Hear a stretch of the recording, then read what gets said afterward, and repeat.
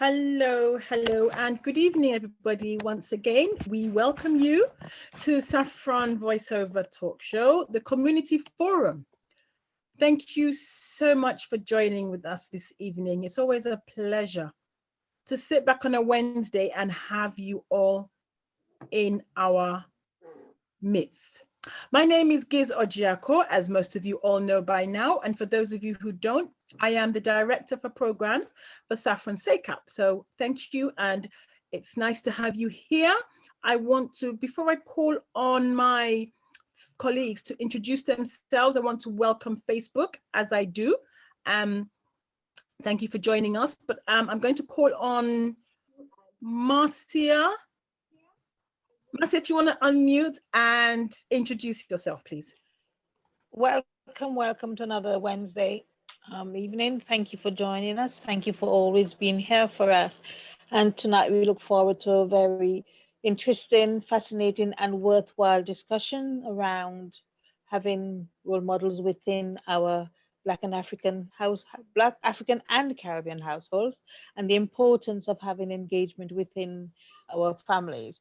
I'm director responsible for youth engagement and intervention. Thank you. Thank you, Marcia. And I'm also going to call on Yemi, please, if you'd like to unmute and introduce yourself. Hello, everyone. Good evening. My name is Yemi Abulu Iyantari, and I am one of the directors for SaffronSACAP. Welcome, I don't know, everyone from all over the world it is these days. Good afternoon, good morning, good evening, somewhere in the global village.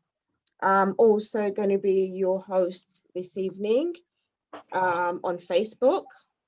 And if you have any questions, please do not hesitate to drop your questions in the posts. I will be directing them to Giz and all our participants on the show. Is there anything else I'm missing? Nope. No. Thank you. Thank you, Yemi. Thank you so much. We just want to recognize those of you who have come on early, like you always do. So Auntie Victoria Nwosu, good evening. Thank you for joining us. It's lovely to see you. You got out of traffic. See everybody. Thank you. We can see you got out of traffic this week. Hey. I didn't go out today, so. Oh, okay. Thanks a lot for joining us. We want to say good evening to Vivian, good evening to Roland and Chidi. Thank you for joining us, guys, and we hope that it's going to be a very interactive segment tonight. And once again, welcome to our Facebook viewers. And we know that you view us from all over the world, so we want to say welcome. And as Yemi has already said, please feel free to drop your questions and statements or whatever it is, interact with us. A few house rules. SaffronSACAP, obviously, as you all know, is safeguarding the African child and adult partnership. So safeguarding is something that we are very, very passionate about. Sometimes on this show, we do have sensitive topics. We don't shy away from the sensitive topics because these are issues that we are facing within our communities. And as we've always promised from day one, is to bridge the gap. What we will ask of you is to please do not share any personal information. Do not call any names because you are viral. And obviously this show goes everywhere. So please have the conversation, engage with us, but let's do general discussions around the issues. Okay. So that's that housekeeping out of the way. It will be an open forum, so feel free once we, unmute you to please engage. We just ask that we do it respectfully because everybody's opinion matters, and we can just at the end of the day agree to disagree on certain issues. Okay, so wow, today sustaining families. That's what we decided to We didn't decide, guys. You decided, because you know, SACAP. I'm not just saying this, and I know Yemi and Marcia can back me up. You know, we've been running, and as you all know, this is our coming up to our 1 year. So we did say for the next 12 weeks, it's going to be, you know, a very exciting couple of weeks. And most of the topics that you see us discuss, these are you asking us to please address this. Let's talk about this. How can we do this? Where do we go for this? And this is just us, your loyal, I'm not going to call us your servants, but you know, we're standing in the gap for you, bridging the gap within the community. And I hope to God, I really do hope, you know, that we are doing as you have asked, and we are actually making a difference out there for you guys in the community. And if we're not, please fill our forms. We have our feedback forms at the end of the show, which we will be putting up. We do most weeks. Please let us know how it is we're doing. Without much ado, I'm going to introduce, we have an amazing guest on today. And you know what? He was here last year and he blew us away. And he's come back again today to blow us away. And on a serious note, this is a guy who, you know, I think we all need, you know, we need to clone him, because he's an amazing, when we're talking of role models, yeah, right up there. I'm going to ask Marcia when I finish to introduce him. But today's discussion is sustaining families with or without a strong role male model. There was an emphasis on male, no apologies. Yeah, that is the title, and we'll be discussing. And before we get into that, Marcia, please do me the honors. Hakeem is in the house. Hakeem's in the house, and I don't think I'll do him any justice by trying to introduce him. But in the house, we have who we call Mr. Impact, Hakeem. As Gis says, he is just an excellent role model. He works with young people. He works with young adults. Actually, Hakeem, over to you. I can't do you any justice. Hi, Hakeem. Hello, everybody. How's it? Hello, Hakeem. Hello, everybody. Thank you for having me on. Thank you for the wonderful introduction. You're making me shy, embarrassed.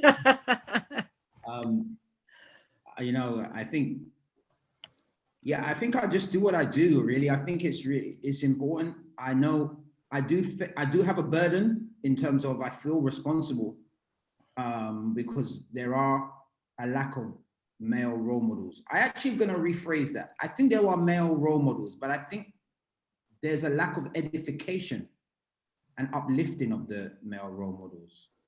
I might say something a little controversial now. I like people to come back at me, but I think we as Black people, we must uplift each other first and foremost. And I don't think we do enough of that. I find that even, you know, there's this forum here is a very generous forum, but even some of my peers who are of the same color as me, from the same nationality as me, from the same background as me, sometimes feel reluctant to compliment you. It's not that I'm looking around for compliments, but you don't even have to like someone to uplift someone. If you know that person is doing something fantastic, please talk about them in a good light, because that's going to edify them and uplift them and allow someone else to tap into their talent and what they can bring. And together, I think as a community, a society, we can then move forward. So that's kind of my intro. Thank you. That was awesome. I mean, you couldn't have set the stage any better. We must uplift each other. You guys heard it from Hakeem. There's a lack of edification and uplifting. So what Hakeem has just said is, okay, there are role models out there. Okay. Before we came on air, because we're just to let you know, you are live on Facebook, so please no profanities. Before we came on, myself and my directors, and we were having a conversation, and as the director of programs, you know, we do a lot of background work. And so this week, as we've been trying to set the stage to present to you, I won't say accosted, but yeah, I think I was told off. One of my lovely friends told me off. And by the time I broke it down, I think what the headlines read to him, and I think it's important we clarify this. When he read the poster, when he read the headlines, the first thing he came back at me and said, Giz, you're not being fair to women. And I thought, whoa, hold on a minute. And I said, well, this has got nothing to do with that. And he said, yes, gender equality, blah, blah, blah. And I thought, right, let's sit down, because sometimes when you're standing up, we're not getting it. So I asked, let's sit down and let's talk, let's communicate. And I said, read the headline for me again. And when he read the headline, his problem here was with or without a strong role male model. And I said to him, which myself and my directors, and they were not privy to this initial conversation. So by the time before we came online, I found that we were all on the same page. We are not just saying the male role model is no longer physical in the home or in the family environment. There are so many male role models who are sat in a family environment, but they're absent. They are not engaging. Mm-hmm.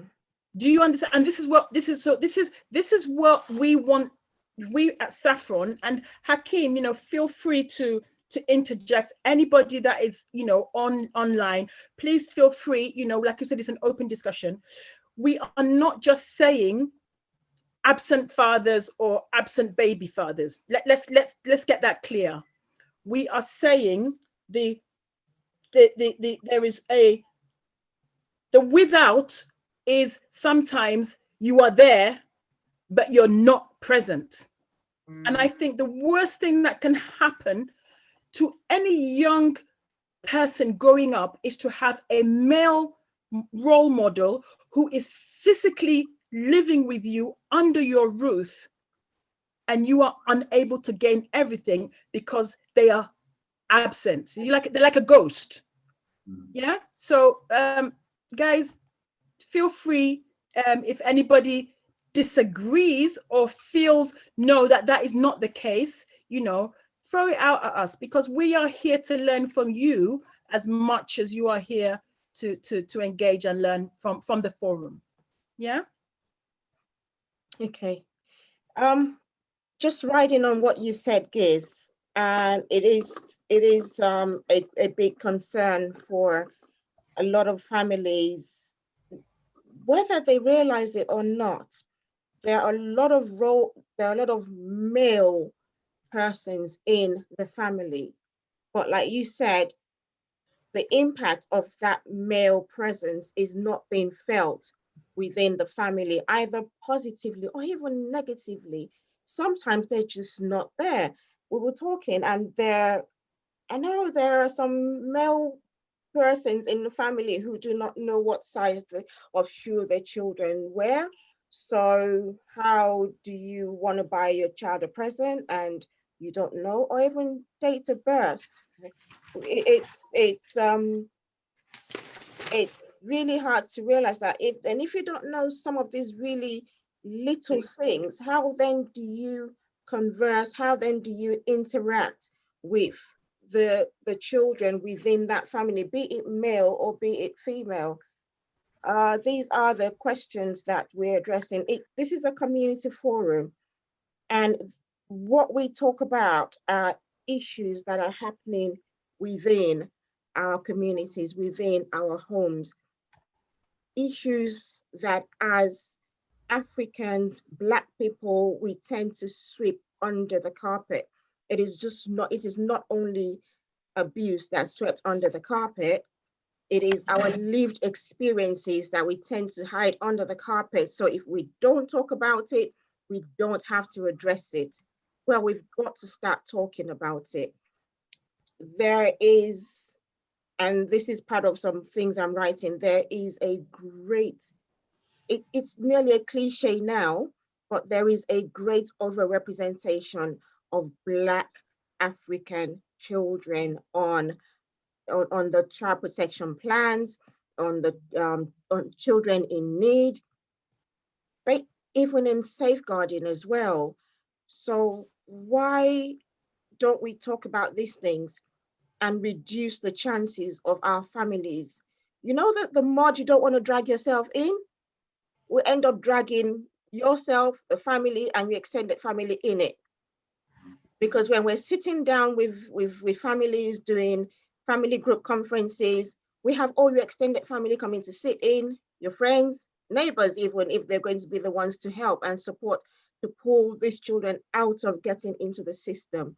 Please, please, please, they're not nice things to talk about, but we need to be talking about them and making lives more positive for our children and families. I beg you. Okay, sorry, Marcia. So a typical observation, parents' evenings. Let's talk parents' evenings. How many fathers do we see at parents' evenings? The majority, it's mommy.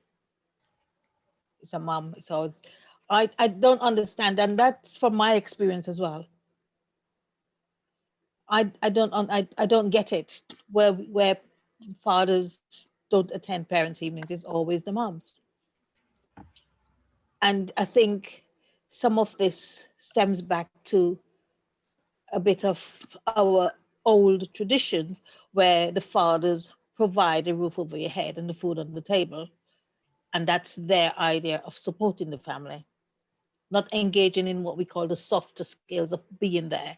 And as we were discussing earlier, it's the engagement that's missing. You're in the house, but you're not engaging.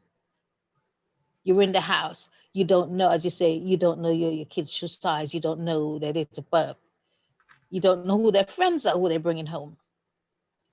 And why, this is left generally to the female part of the family. I don't understand it. But as I said, I've experienced that growing up where everything was mommy, even though there was a daddy there. But somehow it fell on the mom. Mom did a parents' evening. Mom did mom did everything else. And dad provided financially and the roof over your head. Yeah. And I think we need to break this cycle. Awesome. I think somebody's got their hand up. Yes, Chidi, do you want to unmute? Hi, evening all. Good evening. It's great joining in again, great listening in, great topic, honestly, because I think it's something that's really needed for our society today. And I was actually privileged to be raised by both parents, not just them being present, but I had a dad that was very, very present in my life, not just providing financially, not talking about that, providing a relationship, which, like we just heard, is really missing. And growing up, I got to understand that a lot of men don't know. It's not that they don't really want to, but a lot of people have been poured into a mold that says a man just provides food and shelter, clothes on the back. A lot of people don't understand that a man's meant to provide communication. So I think awareness is an issue. I think awareness is an issue because I just said, sorry, I forgot her name, but the lady that just spoken, she said, she was talking about parents attending parents' evening, the mother attending parents' evening and that. But growing up, I had my dad involved in those things too. So I learned, and I learned to get involved in everything my children are doing, every last bit. So the parents in school, the school runs, not very, very easy, but get involved with that, get to know who their friends are, their friends' parents, so that you can talk to them about their friends. Get to talk. My sister has not my sister. My daughter has me as a boyfriend. Why? Because I need to raise the bar for any young man that's going to come into her life. She needs to see me and be able to communicate with me. So she talks to me, she talks to her mom about things. She's still an early teenager, but we've got her into the habit of being able to talk. So the male role model not being there, children growing without one, even though a man is present, I strongly believe it's because a lot of men nowadays are being taught wrongly. They're being trained wrongly. They're being told, get the money, get the cars, get the houses, get the designer clothes. They're not being told, put something in your kids. Because my dad said something growing up. He said, what I put in you is more important than what I put down for you. So I think that the more we can spread the word for men to understand they need training, for men to mentor other men, for men to be mentored, for men to receive training, to understand they need to be in their kids' lives. I think that's what will help, creating the awareness, providing the training, the mentoring. Thank you. Thank you so much, Chidi. Go ahead, Hakeem. Yeah, thank you, Chidi. Thank you, everyone. It's really interesting, you know. I've got a quiz for everybody. Okay. Oh gosh. I got this amazing big up from Marcia and Giz. So the question I'm going to say to you guys is, was my father present when I was growing up? Yes or no? That's the quiz. How are we going to know that? Yeah, I'm just saying, just from how I am as a person. What would you think? It's a trick one, so I'm going to say no. Okay. I'm going to say no as well. Okay. So, sorry, Hakeem, I missed the question. No, I was saying, Chidi, I got this really great big up that I'm being a role model and I'm doing things right. So I'm asking now a question for those who don't know me. Would you say that my father was around when I grew up, or my father wasn't around when I grew up? It's difficult to tell. It's not written on your forehead. Really difficult to tell. Okay, the answer is no. But I guess what my point is it's not to you, Chidi, because I think what you said is really, really interesting. But I guess my point to you guys is what made me make the decision to not follow in that footstep. And it touches on what we've been talking about in terms of generational things that we've inherited. What made me make that decision? I mean, I think I know what made me make that decision, but I'm thinking generally, it's almost like, you know, you'd think that if, I'm not trying to be negative, but it makes kind of mathematical sense. So if it's not even about maths, that if your father's not around, you go a certain way. If your father is around, you go a certain way. But actually, it's not even about that. It's about choices, right? It's about our own individual choices. It's about who we are around. It's about communication. And I just had some really, really influential people that didn't say to me I have to be around, but they just made me think that this is what I need to do, and I need to have that relationship with my daughter. Without my relationship with my daughter, I don't have anything. And as you said, Chidi, it's not about me going and getting a $100,000 a year job and stuff. Like, you could have all those things, you could have a nice car, but if you can't even, as you say, if you don't even know your daughter's date of birth, what does the car mean? It doesn't mean anything. So it's just really interesting. I guess what I'm playing around with here is patterns and generational things and education and the things you touch on, Chidi, is how awareness and stuff like that. It's just really interesting to see what other people feel about what I'm kind of playing with, rather than me saying this is the answer. Yeah. Feel free. And that's why I said we've got to break. It's a cycle that we have to break. Yeah. It's as Chidi says, it's educate. It is definitely education. Yeah. And it's about them understanding that if this is a partnership, parenting is a partnership. Mm-hmm. And the interesting thing, you also can be an excellent role model without actually being in the house.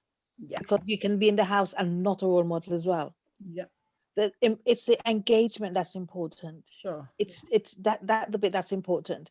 Mm-hmm. Unfortunately, we have statistics that shows that the majority of our kids who go off the rails, especially our Black boys, they're from single parent families. Why? You know, that's troubling. But then it goes back to the fact that Akeem says there are choices.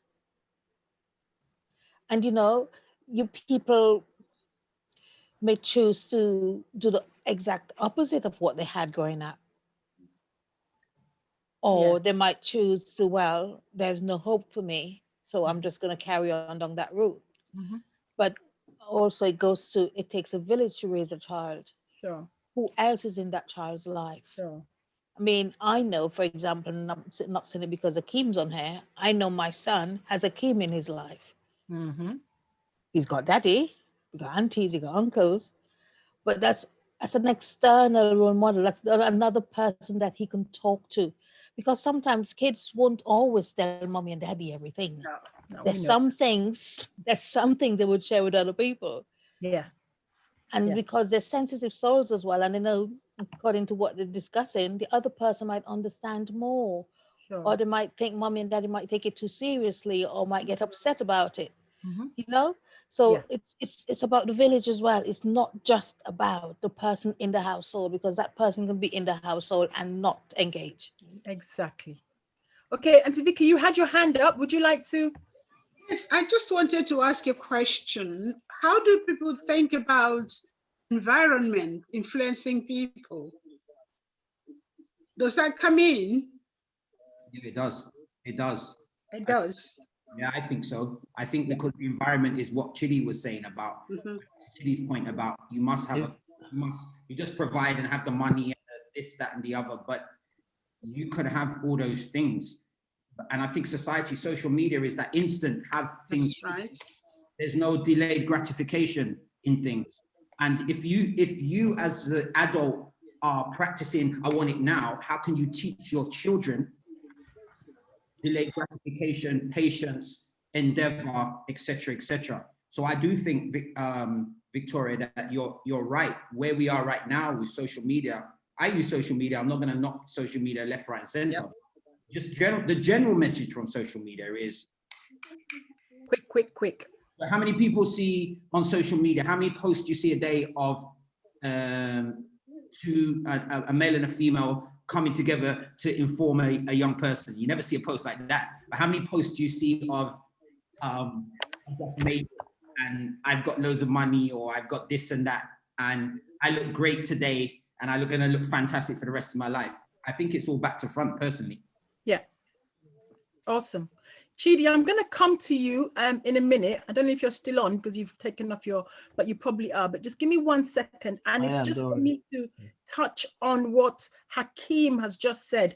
I was going through social media. Like Hakeem said, we all use social media, but it is how you choose or what you choose to take from the social media to impact your life. That's the difference. And I listened to Jay-Z, believe it or not. And there was something he said, which is really very poignant to today's discussion. And just, you hit it just now, Hakeem, when you talked about delayed gratification. And what Jay-Z said during that interview is, you have the process and you have the end game. And what we see is the end game. Nobody sees the process. So he used, may he rest in peace, Kobe Bryant, okay? And he talked about his 61. Now, what we did, we all jumped up for Kobe and thought, yay, but nobody saw the process. So waking up at 5 in the morning, going to shoot hoops, going to practice, exercising every day, choosing not to go to the mall, choosing not to go to the clubs. This was the process. And this is what is lacking in our society today. Now, we're talking of the models, the role models. Who are these role models? Social media, unfortunately, spits out some very negative role models who are taking our young people. You understand? So, it is important. It is important that we, like Chidi and Hakeem have, rightly said, you've got people who are actually there, but they're not there. And to me, honestly, as a young person growing up, I would rather you were not there than you are there and nothing. This is my personal feeling, and everybody has their own, right to feel how they want to. Because 30 years down the line, if I look back and I think, but hang on a minute, you were there. How come there was no impact? It will hurt me more than 30 years down the line, I look back and, oh, you were not there. Does that make sense? Go ahead, Chidi, unmute and pose your. Did you have a question or? Yeah, no, I actually wanted to say something in relation to what Auntie Vicky had said. Yeah. Asked a question about environment, and it was a very, very good one. But I also believe, because Hakeem had actually also said that some people grow up without fathers in the house. Yep. And then Timasha had also said that most of the young Black men that she sees that have issues come from single parent homes. But then I think we need to learn to create an environment for these young men where they see role models. There's an environment that we create. We can actually take time to create an environment away from social media. We can create an interesting, look, I'm old school. So I grew up in a time when there were no phones and things, and it was an interesting childhood. I grew up on board games. I've got like 20 something board games in my house. More than that, but the thing, lying. You've got more than okay, right. I think it's 27 last time I counted. Don't Right. mind So the thing there is, okay, I'm gonna tell you this real life experience from about an hour ago. My boys were playing in their room, and I just said something to them. I've got a box of books that I bought you guys last year. Have you finished them? And they went quiet. And I said, what happened to the books I bought? Because I buy a lot of books. I read a lot of books. I love my bestsellers. And I bought them some. I bought them, the famous 5, Secret 7, all those series from when we were kids. And I leave the room. I come back 10 minutes later. Both of them, oh, the house is quiet. They've got books. They're reading. What's going to happen? They're going to be quiet. They're going to learn something that we can talk about later on. Now, I'm not going to let them just read the books and they do it, but no, I'm going to talk about it because I want to hear something. I'll be like, oh, I remember that. We engage. You understand? It's about creating an environment that battles what they see on the outside, because they're going to be in school. Can I say something else? Last year, one of my kids got a Valentine card from a girl in school. And girl had a crush on him. She had a crush on him for a while. This was in year 6 in primary school. And he looked at her and he says, I'm sorry, but I don't do that. Girl was heartbroken. But he said, yeah, but at this age, I don't think we should. How old was he? He said, at this age, I don't think we should concentrate on these kind of relationships. We're too young. It will lead us to start thinking of the wrong things. You understand? And he said that, and I hugged him. I won't lie. I was like, oh my God, did you actually say that? He said, I said, you should have been gentle. Shouldn't have said it like that. But he said, but it doesn't make sense. I'm too young to get into a relationship and have a girlfriend and all that. Why? Because he's seen a different environment where he doesn't need females, or thank God in this day and age, males, right? He doesn't need he doesn't need a relationship at this age. He's too young. He can do lots of other things. He's interested in coding. He's so smart, just got an award in school and all that. So you understand? So the thing there is, it depends on the environment we create. And I'm not just talking about my kids, because I work with teenagers and youths on the side. We need to create an alternative environment for them wherever they are. You understand? So okay, Chidi, sorry to interject. And Hakeem said, it's all about creating a right environment. Yeah, sorry to interject, because all I've been hearing is create, which is amazing. So there might be some people on here now thinking, yeah, that makes sense. So can you give some examples? Because if this was, you sound like a candidate for a parenting class, okay? So if you were speaking to parents who had this issue of, I need the right, what is the right environment? I need an environment that my children or my young people can thrive in. Give us some examples, please. First and foremost, because social media is a major issue and it's so difficult to get these children off of their phones. Now, if your children have already been introduced to these phones, become a part of it. Get involved in their phones. I'm not talking about reading their messages or stuff, but have something that the two of you can do. Play Candy Crush together. They like a game, play a game, just be a part of that thing. The thing about creating the environment is not taking them away from what they enjoy, but making them, like Hakeem said, choose the right thing. What would I do? I'd find out what they're interested in. their major interest, become a part of that environment, and then channel them away from whatever is wrong in it. That would be it. It could be anything. Could be football, could be dance. Some kids could be into drugs. You understand? Some kids could be into drugs. They smoke hard stuff.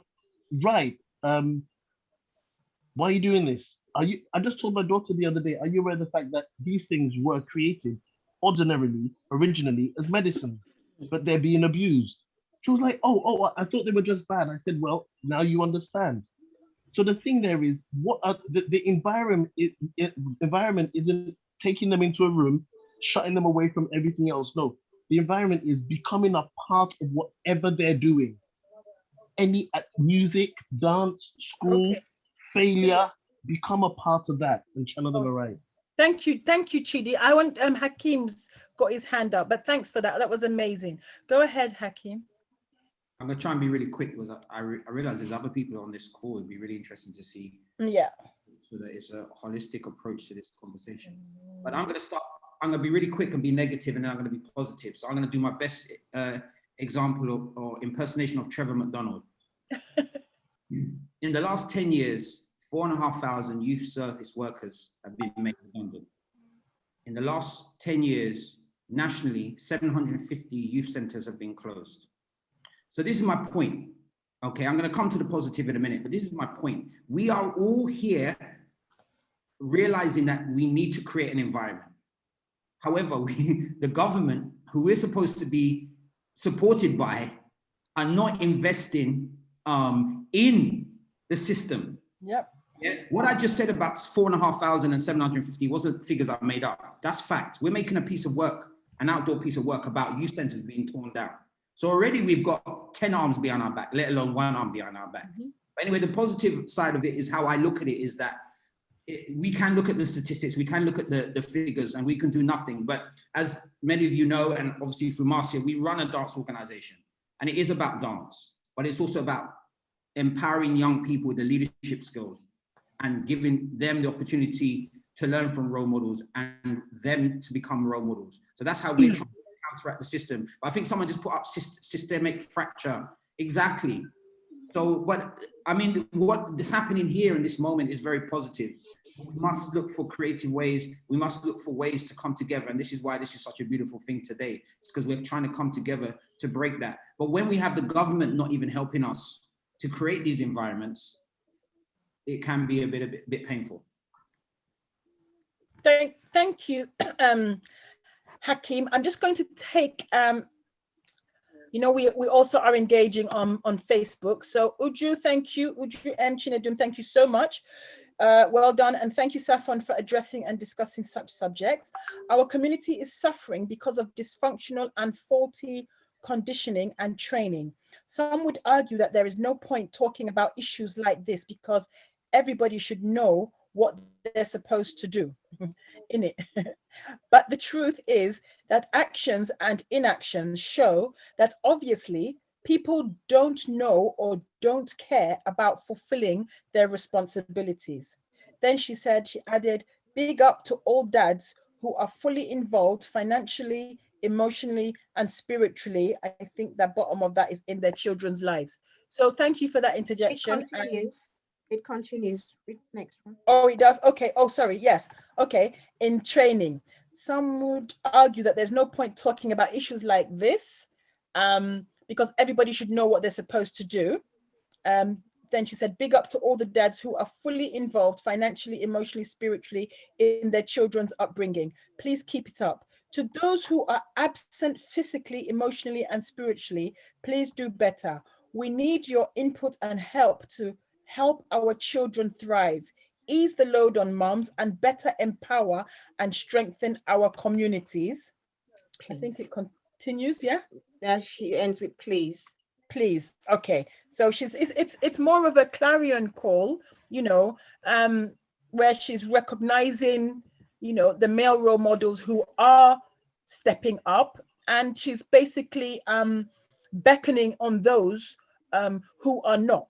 Now, you know, we don't want to turn this into a bashing show, because that's not what it's about, you know. It's more just about us highlighting. And Chidi, you've typed systemic fracture, which was, I guess, you know, on the back of what Hakeem said when he said about the closure of youth environment halls and all that. I mean, when we grew up in the East End, and the now University of East London, that was our swimming pool.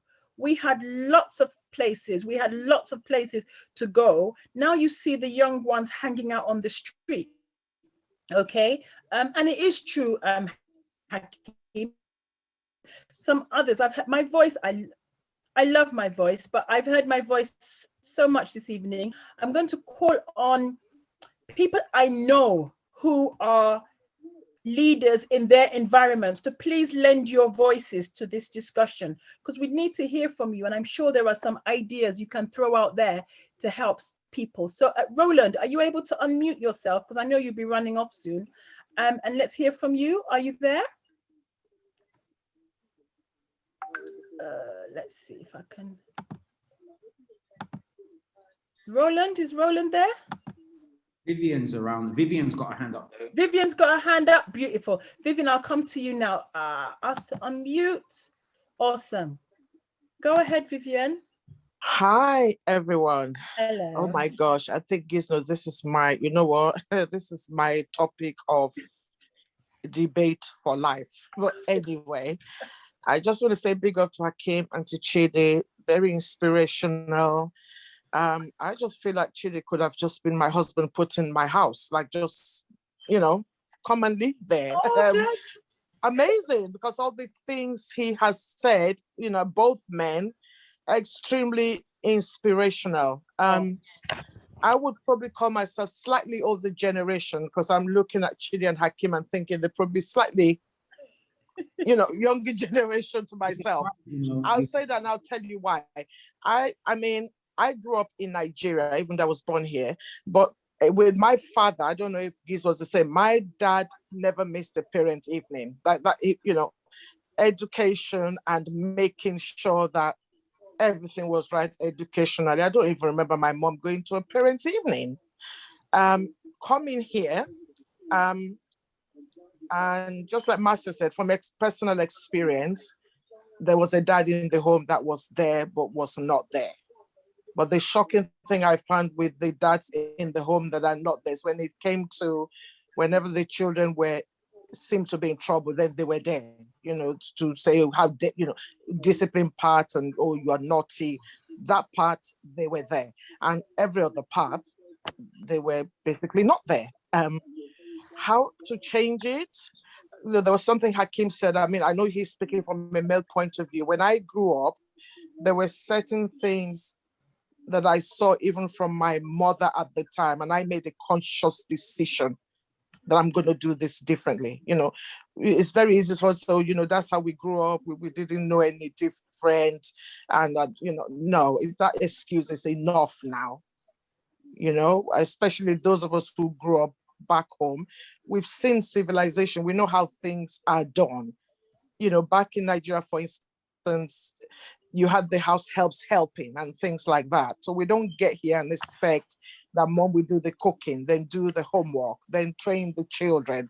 You know, we divide it. So I mean, I'm not quite sure. It makes just simple common sense. You know, you're driving to work in the morning, drop off the children. I know of parents who did not know their children, the men who did not know their parents' teacher all the way through primary school. They had no clue who the teachers were. And it's, you know, I think it's such a shame. I'm not quite sure what direction to take, but I would say training the next generation of young fathers. I don't know. I think that's the way to go now, because I'm not sure if there's any way back for the older. I don't know if there is. I might be wrong, but it just seems to me that the way forward is train the next generation, the Chidi. I don't know how old Chidi is, pardon me, but you know, I look baby, at your he's my picture, baby brother. He's a little baby, don't worry. Okay, so I look at that, you know what I'm saying, and think the next generation, perhaps Hakeem through his, you know, his school, which is more than a dance, I'm understanding, to begin to impact into younger. Vivian, I'm not that young, you know. You look young. Let's put it that way. but I don't know if you know Marcia well, but I think I'm older than Marcia. I don't know how old Marcia is, so I can't tell. Everybody You're looks not. really young. I'm gonna tell you that.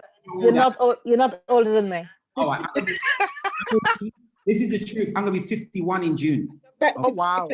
We'll know. Okay, you look very good for 51, I have to say.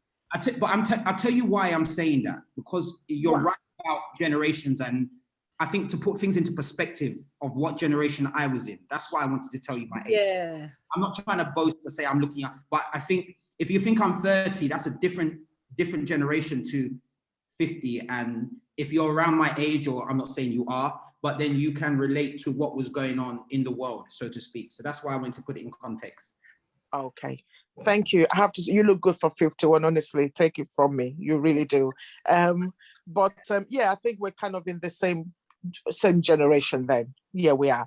So I'm thinking, I don't know for fathers who are in their late 50s, how you begin to, I'm not quite sure. So I'm thinking the next generation, so the ones coming, you know what I mean? Yeah. Perhaps start with trying to, I don't know, correct it from there and talking to them, because they have a better chance, I think. Yeah. You know, that's my opinion. Thank you. Yeah, it's, as you said, Vivian, everyone else, it's a lot to do with educating, empowering. I mean, I remember my husband and I sharing the school run. We were like a tag team. You know, there were times when I would make sure my lunch break was like 3 o'clock so I can run to primary school, grab the kids, take them to Stratford. He would take them from me. He would come home. I'd go back to the office. And, you know, we did that for years. And I just don't get why, if there's someone else in the household, that's not shared. So it's empowering and educating as well. And also it goes back to, I suppose some people grew up, and it's contradicting what Akeem said and what lots of us had, grew up seeing their dads not doing that. Yeah. And that carried on. You know, my dad didn't drop me to school. Well, no. My mom insisted that my biological dad dropped me to school. That was another story. But it wasn't empowering. I had a very strong mother who held my biological father to account. Yeah. And she ensured it happened. So there's a lot to say about environment, empowering, and you know, there's a lot to, and as Saffron, yes, we can help to make the difference. I think, you know, we are planning to do parenting classes, and when we say parenting classes, we don't expect just the moms to turn up. We want fathers in there. Yeah. But it's getting them there. We'll get them there. We'll get them there. Thank you, Marcia. And I know a few people have joined the discussion a bit late, so that you're not swimming like fish out of water. We are basically talking about sustaining families with or without a strong role male model. And we've talked about, you know, many things. We've talked about how the environment affects this. We've talked about the fact that we're not just talking about physically absent fathers. We're talking about fathers who are in the homes, in the environment, and still absent, you know, ghost fathers, if you like. And, you know, we've had a lot of engagement with people on here who have shared their experiences of how they are engaging with their children. We've heard somebody who grew up and it wasn't the best of ways to raise a child, but that has not impacted on him negatively. Rather, he has been able to make choices, you know, good choices.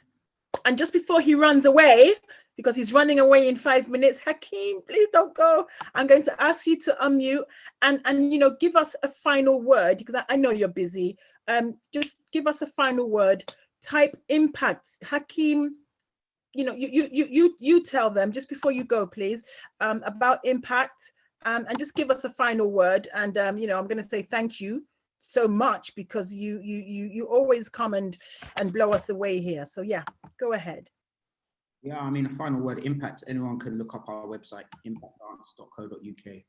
But we find ourselves after 25 years at a new pivotal moment, a beautiful moment. We've connected over the last 3 years with TP Bennett, who are the top architects in the world. They're based in London, and they've invested in a space in central London. So we now have our own headquarters in and what's so iconic about the building we're in is actually the 4th floor of Bloomsbury Central Baptist Church. What makes it even more historical is Martin Luther King spoke here, literally in this building, 1961, the 23rd of June. So I'm literally above where he spoke. Wow. Which for me is, that must be God's work for us to end up in this moment. But going back to our purpose, my purpose is about exactly what we're talking about. I didn't have a male role model. My mom had 5 of us, and she brought us up on her own. She used to do night duty. She was one of the old SEN, state enrolled nurse. So she would look after us and go work night duty and come in, the struggle. My dad wasn't around, but I guess those who just come on and missed it. Why did I make the decision not to follow in that footstep? And Vivian said something really interesting about making the decision when she saw certain things that were happening in her upbringing. I didn't think I made a decision until I had my physical baby in front of me, breathing and ready to enter this world. Before that, I feel I was still finding myself. But there was no doubt that I knew now I had this responsibility to be present and not be bitter or sad or reclusive because I didn't have someone present for me. No, let me reverse that. Let me change my mentality and be there. And alongside that, running parallel is the work we do with young people. We work with 11 to 19-year-olds. And I know there's a lot of stuff going on with them. So, you can't just be as well, try and be a role model in work and then at home, you're not a role model, what's going on? If you're a role model, it's in your DNA, it runs 24/7. For me, that's basically how I feel. In the same way, I'm not sitting here and saying I'm perfect or anything like that. I've got a lot of things I'm still getting over in terms of my childhood, but all we can do is grow, take one foot in front of the other and keep moving forward. So we find ourselves at a beautiful place. I met Marcia because her son is a dancer.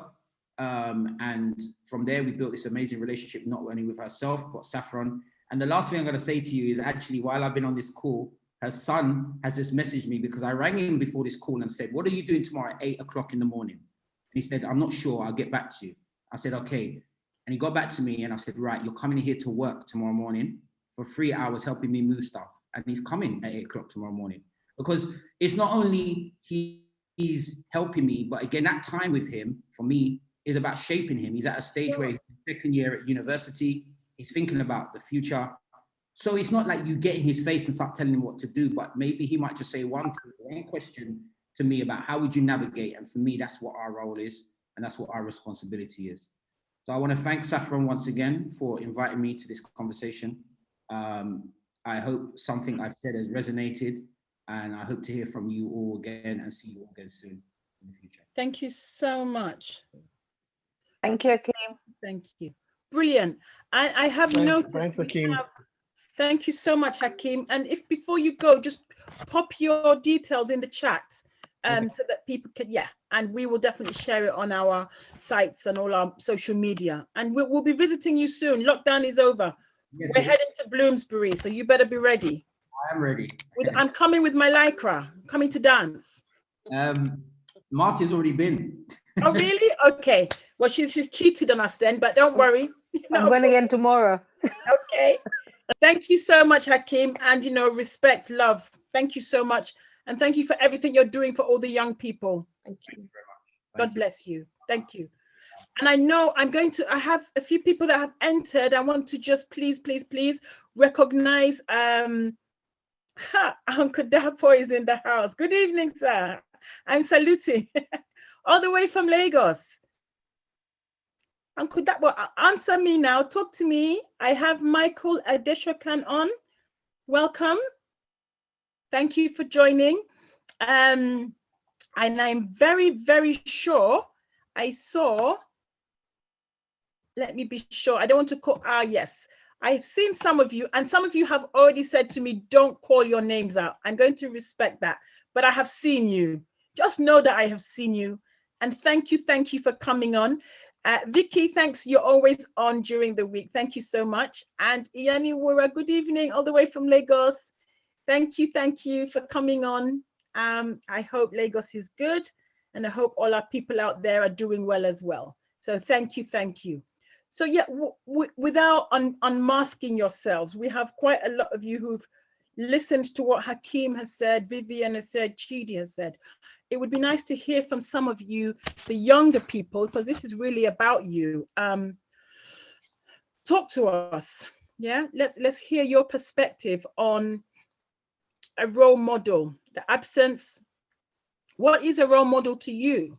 You know, it would be nice to hear from you guys. Uchen, I've seen you. I'm going to, you know how I like to jump on you every week. I'll ask you to unmute and give us your views. You've been listening in. Uchenna, are you there? Wait, let me see if I can unmute you. Have you stepped away from your laptop? Oh, he's probably stepped away. Listen, guys, when you come on my show, yeah, you don't walk away from your laptops while I'm on. Yeah. Final warning. No, I'm only joking. Okay. I'm going to ask Mr. Adeshokan, please, can we hear from you? It would be amazing to hear your views on male role models. Good evening. Good evening, everyone. How are you? I'm fine. My name is Michael Adeshokon. I live in Lagos. I work in Lagos, born and bred in Lagos. And I hope someday to probably have a better experience, you know, having a new experience out there, you know, outside Lagos, probably out of Nigeria. But let me say, let me come in with a great appreciation to Mrs. Ebulu. Am I on, please? Hello? Yes, yeah, you're on. We can hear you. Yeah. Mrs. Ebulu, I want to say a very big thank you to you. You know, recognizing our efforts with what the organization has done, you know, in providing succor, in providing, in giving a better life, you know, to the children out there. I've been a participant of what a large heart, you know, has come up with to better the life and the lots of children out there. Let me also hint on the topic, which is about role model. I must say that role models are very, very key, especially in the at which the society is nosediving these days. A lot of people has been there. They are there at the moment, and there will always be role models. But the problem is, are we going to be, or are we going to be having positive role models or negative role? Are we going to be positive or negative role models? You know, to most especially kids out there. But the point is this: what we chose today has made us and has propelled us and has shaped us into what and who we have become today. And this, you know, we always want to pass on to the younger generation and probably to up the older generation. Though they say you can't teach an old dog a new trick. But I'm not of that school of thought. You can always change people. You can always, even when you're younger, you can always be a role model to older people. I had someone who worked in my office. He came in with a lollipop, you know, giving a kind of cut to the tongue. And this color is familiar with, people are familiar with it when you're talking about drugs, like people who take Refnol. Am I still on, please? Yes. You're on. You are on, Mr. Adeshokon. We can hear you very well. Like people who take Refnol, you have the effect on their tongue. It leaves like a blue color. And this elderly person came in taking this lollipop and it's leaving that effect on the tongue. And I was like, hey, this lollipop you're taking, whoever is not close, you know that you're taking just a lollipop. But behind on your tongue, it's going to give the impression that, oh, this man is into drugs, is into this. Oh, I never knew he takes drugs. And a lot of people will not be able to approach you. Even the younger generation who sees you, who look at you, oh, it's very organized. It used to be a footballer. A lot of people will even come up to say, oh, this is who you used to be, which they never knew. But now they know who you are. But they will judge you based on what they have been able to see, but without the explanation of what is actually coming from you. So I made him understand that it is not about how you feel or you don't care about what people say. If you don't care about what people say, how about the younger generation who looks up to you and care about what they see about you and concerned about what they see about you? You leave them either disappointed or amazed, or you leave them, hampering to be like you. So all these things are the things which role models, are supposed to even check about themselves. There are times you just go out of the line and you just think without you knowing, either purposely or not purposefully, you just get out of the hook.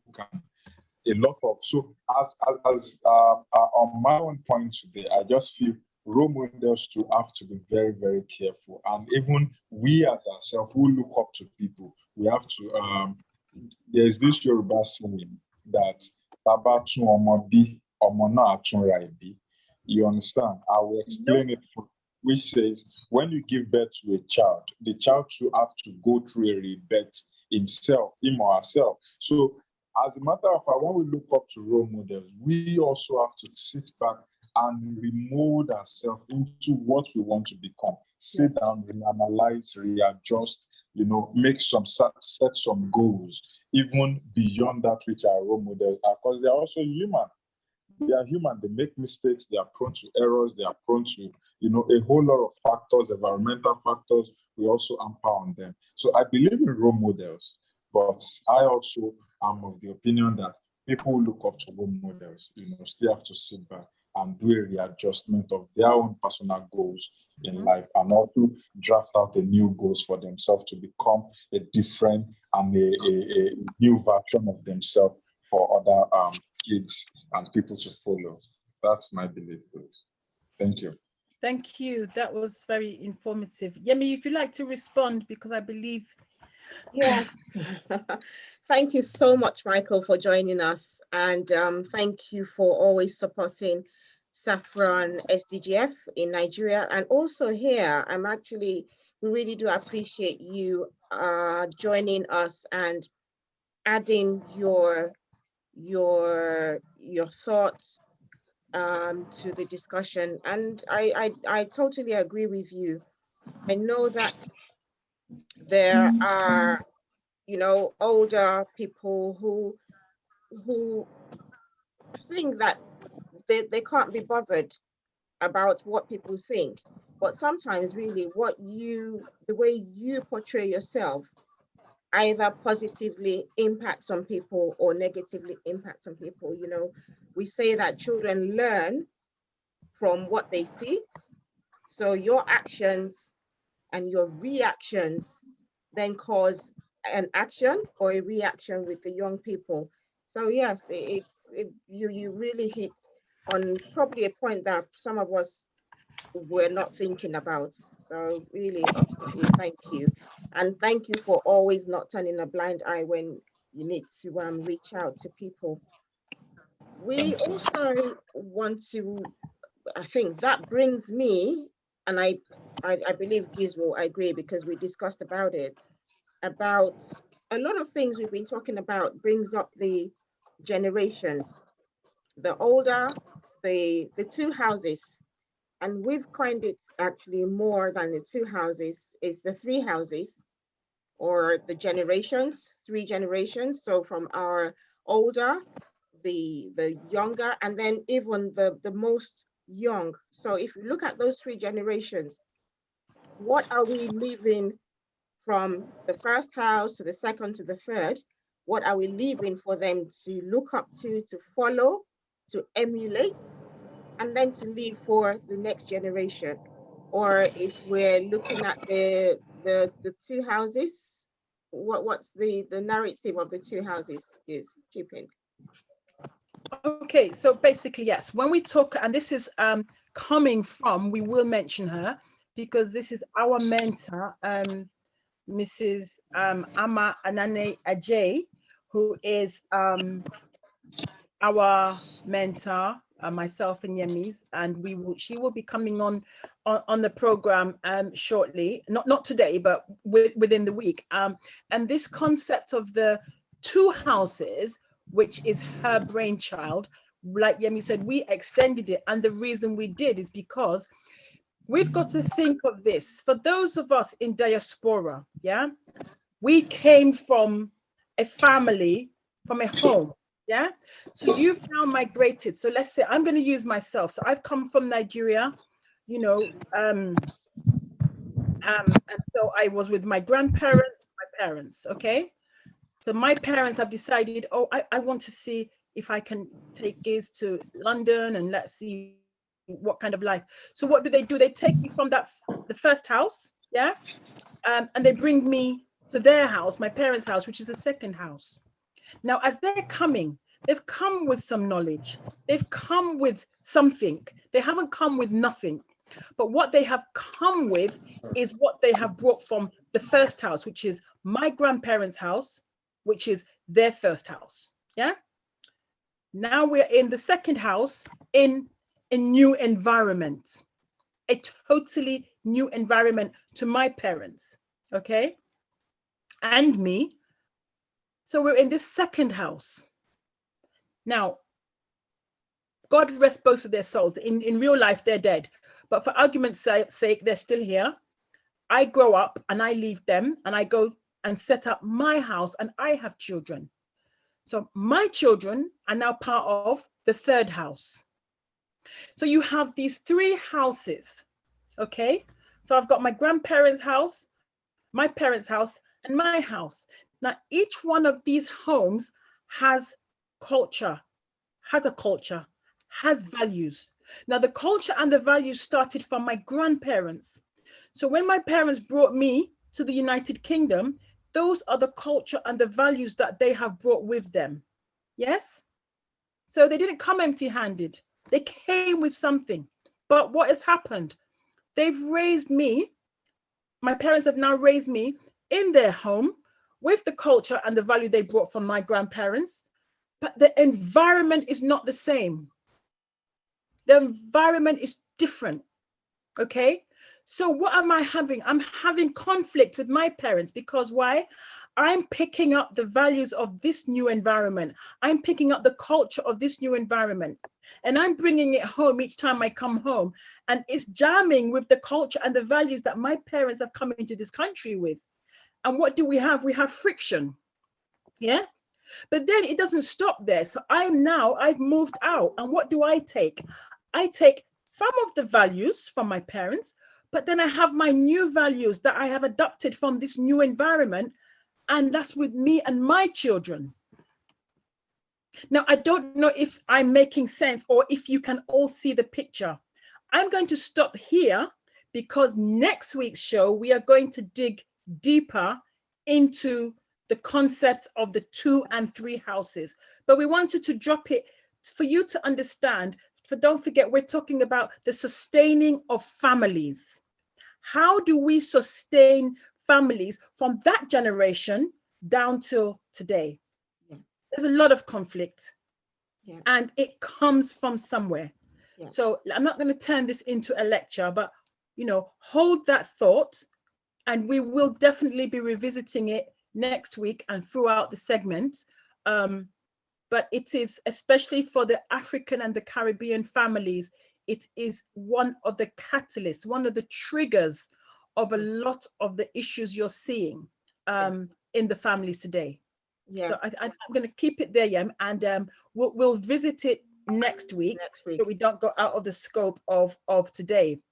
Reverting back into today, though, it is that I wanted you to explain it so we could then bring everyone right If- into the center of today, which Okay. means that if you have the values from the first and the second, and you're in the third, with all the learnings that you've learned within the social environment and the social demands, that the laws of the day are different from the laws of before. So these laws now compel you to actually behave or try to behave or adopt behaviors that you do not understand. Yes. So where before now, you know, fathers could literally be in the house, but the mothers tended to do everything. Now, we're asking a lot of fathers to be more engaging in the homes. Yeah. We're asking them to be more interactive with their children. A lot of fathers do not know how to communicate with their children. You know, normally I know it is, you know, your fathers sit down and they're reading the newspapers, and that is, the children might sit down there for 3 hours, but they're probably not communicating with them. They're not talking to them. So how do we make ourselves positive male role models? How do we engage and talk and communicate with our children better to sustain our families? Yes. Okay. Thank you, Yemi. To unmute yourselves and yeah. And I think what I didn't do, or I wanted to leave it for next week, but yes, if you want to bring the concept of the 2-3 houses to now, I think for today we are at the stage of the third house. I don't know if that makes sense. Yeah. So if we're at the stage of the third house, that is what we're talking about. The values now that I have with my children. Okay. How does that fit in to the system today? Michael's got his hand up again. Michael, I'm going to ask you to unmute. Go ahead. Forgive me. Permit me to come in to a brief view on the first house, the second house, and the third house.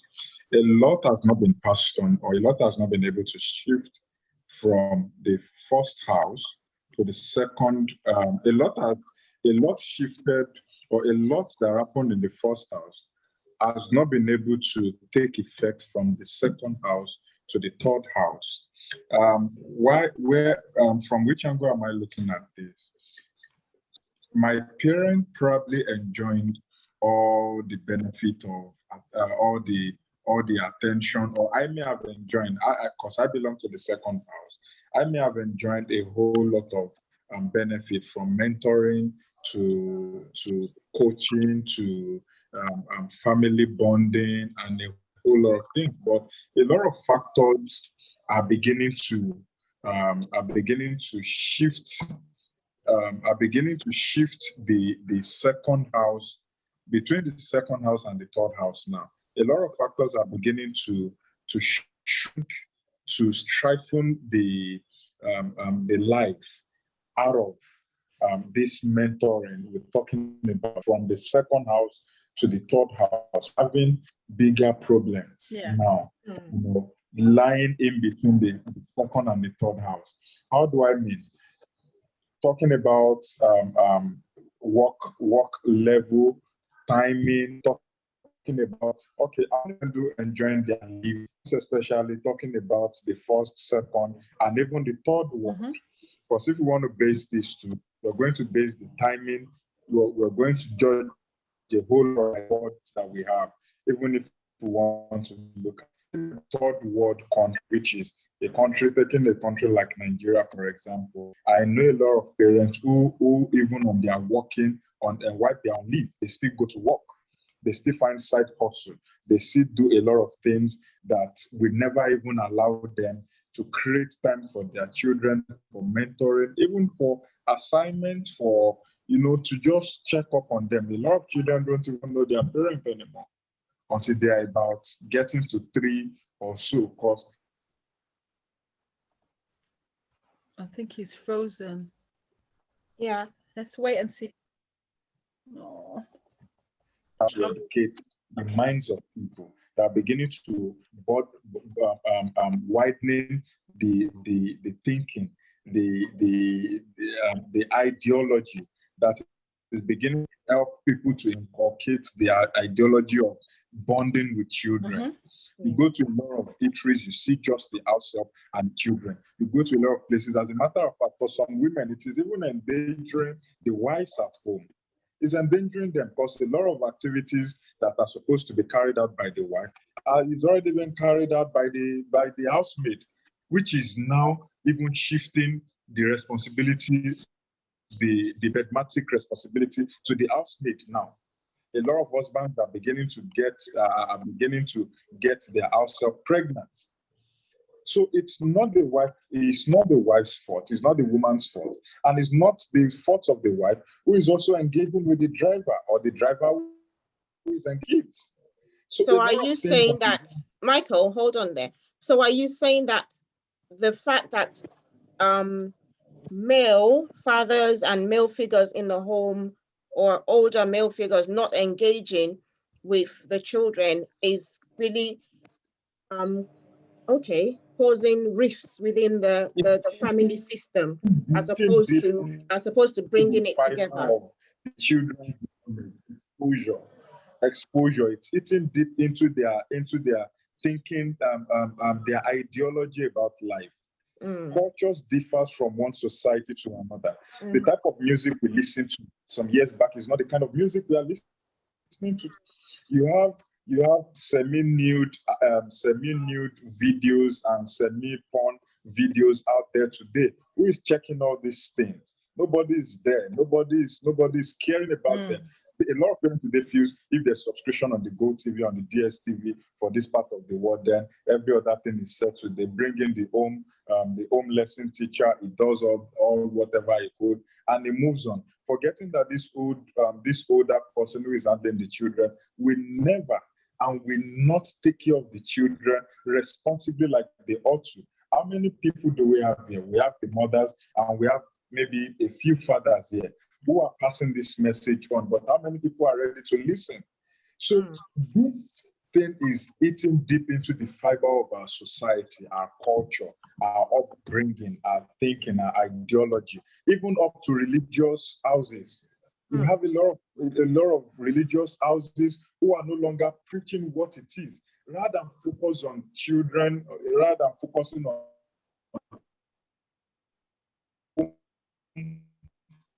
home together, have prosperity messages. As a matter of fact, I have some pictures I would have loved to share of a pastor who is sitting on his members' head and farting on them to show God's divine whatever. You know, we have a lot of things eating deep into the fabric of the family today. And I really wish people can come on board. I have somebody I'm talking to who is going to be on the next program, God willing. Okay, that's brilliant. Thank you so much for your contribution. And what I've gathered is that because our male role models are not engaging properly, it's breaking the fabric of the families, as opposed to they have a role to build families. But because they're not engaging positively, they're not interacting positively, they're not taking, I don't know, in quote, charge of the wards in the family, it is breaking the center and the fabrics of the family. Does anyone else agree with this? Anyone else, please feel free to unmute yourselves. This is us all talking about the issues that are really seriously happening within our communities, and we need to talk about it. I have something to say. Yes, please feel free. I just wanted to add or to say in addition to what was just said, is that you know, there's, and you know, with the houses and you know what was just said, is that there's a whole half of you know, someone's family that they're not getting different cultural teachings and practices and knowledge and wisdom that even just the immediate parent could have gained, not even including their parents. And I feel like it's definitely a big disconnect, and I feel like that's contributing in terms of having an effect on how maybe just even like how consistent a person can be and how in touch with where they're from they can be, because it's half the picture. But yeah, that's what I had to say. So you're saying that the cultural values are not being passed down within. It's only half, half of the recipe. Okay.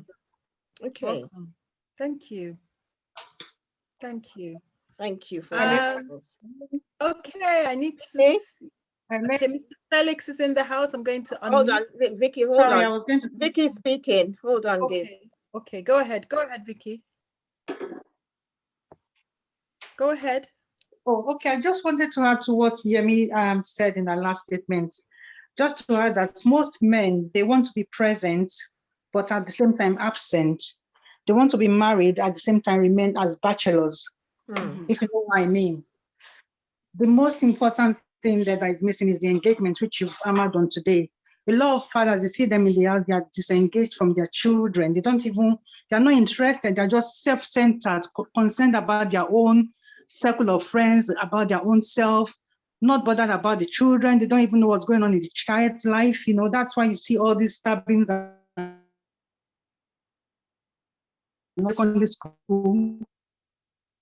Most of the children I worked are from African, Caribbean, Black minority, and all that. And when I talk to them one-on-one, I get this all the time. Their fathers are not involved. Mom is carrying everything, and I feel sorry for my mom. I just want to run away and all that. It's very disheartening. I had to resign from that job. Very, very disheartening. So if we have any men here, please be fully involved in your child life, even if it's just 5 minutes, just to talk and find out what's going on in their life, because they need you. It's breaking families a lot in the UK. And I don't know how we can amend this if it's not too late. More and more homes are being broken. More and more children are coming into care. And I don't know.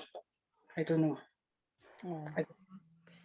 I think that that's one thing that we don't realize, that it is causing more and more children to go into care. And as much as I will big up the system that we have, we really don't want children going into care.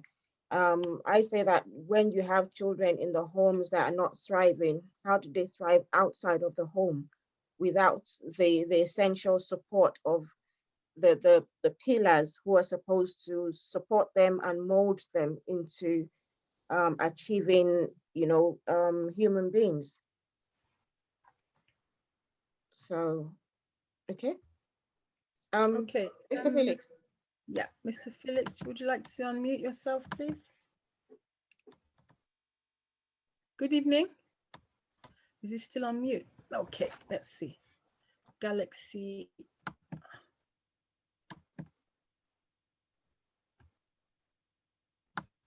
Okay, I think he's gone off camera.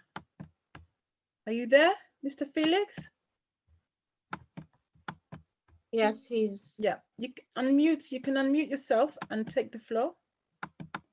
Seems to be having technical issues. Okay. Yeah. Okay. Am I on to you now? Yes, you are. Good evening. Hello, hello. Yeah, we can hear you. Okay, go ahead, Mr. Felix. Go ahead. And team. Nice to be with you this evening. I'm speaking from Lagos. I'm actually on official assignment here. Very quickly, I think it has come to a stage. Oof. We've lost you. Oh, Lagos, we've lost you. Responsibility has been. Hello. Yeah, hello? we lost you. We lost you for a bit. Do you want to go back and? I mean, those we need to draw a line. We need to draw a line between those responsibilities that are imposed on man by nature I mean, those responsibilities that are God-given and those responsibilities that we acquire as we grow. For example, childbearing. Hello? Hello? Sorry, go ahead. Go Maybe ahead. for example, the responsibility of giving birth, for example, by the woman, the responsibility of a man, being a man, those that are strictly drawn along a gender line, and responsibility that we acquire as we grow, that is not that does not dictate any gender bias between a man and a woman, okay? But we are in Africa, we grew from a prehistory culture whereby, because we see that those people who carry out research on gender mainstreaming have come to realize that in the olden days, the number of women education has increased. I mean, the number of women who acquire formal education is on the increase, and the number is still increasing. In fact, in some societies, we have women outnumbering men in education. For example, in the southeast of Nigeria, we have now on data more educated adults than adult women than men. You understand? So what are we saying in effect? We are saying that we need to separate between those roles that God has given us as human beings and those roles that we have to acquire. For example, let's say in a house, who say that a man cannot cook, for example? Who say that a man cannot mind the children, mind the child? Nature did not say that. There are those, for example, issue of breastfeeding, for example. You cannot expect a man, for example, to begin to breastfeed a child. That is given by God. Or to give birth, that is given by God to the woman. But on the issue of a man taking care of the home, making provision for the home, sometimes it is tied to religious beliefs, also from prehistory culture, also in our value system. We expect that it is the man who should provide for the family. But these are religious and cultural traditions of the people. We are not talking of outside one, and I'm zeroing my mind on Africa, for example. But what I see in these days is that we have come to associate literacy with the fact that as much as I'm educated, I'm somehow not supposed to be linked or associated with certain duties, certain domestic duties, for example. On the issue of cooking, for example, some women, as they grow old in their profession, they are professionals, bankers, doctors, architects, who are captains of industry. Some of them no longer see it as a role to put the baby at the back. But for God's sake, I have seen a parliamentarian in the UK and in the United States of America who is a black parliamentarian putting her baby at the back and going to the Senate chamber. That is it. I think she's of Mali, is it Mali or Senegalese origin? I wouldn't know. I've forgotten the name. And this lady was on the Guinness Book of Records. That is a senator who came from a Francophone African country, became an American citizen, became a senator, and she puts her baby at the back to go to the parliament, to go to the Senate or House of Rep. I wouldn't know where. That is to show that your education does not diminish you in any way. It does not reduce your reputation in any way when you do all those things that are imposed on you by nature. But therefore, for God's sake, it is not good for us to be demarcating to the extent that the moment we are educated, we begin to draw certain responsibility that are affecting our children at home, that makes children not to feel part of us, that leave a lot of responsibility unnecessarily to the house help. I know in Africa, you don't have the practice of house help situation in Nigeria and the UK are different. For example, in the UK, you have domestic house help who are paid. There are institutions regulating the use of domestic workers in the United Kingdom and other parts of the developed world. But in Africa, it is strictly a contract matter between you and probably the woman in the house or the wife, the wife of the man who is in the house. But here, that is why somebody who mentioned as I was coming into this particular talk show for this night, I came in when somebody was talking about the man of the house going after the house help.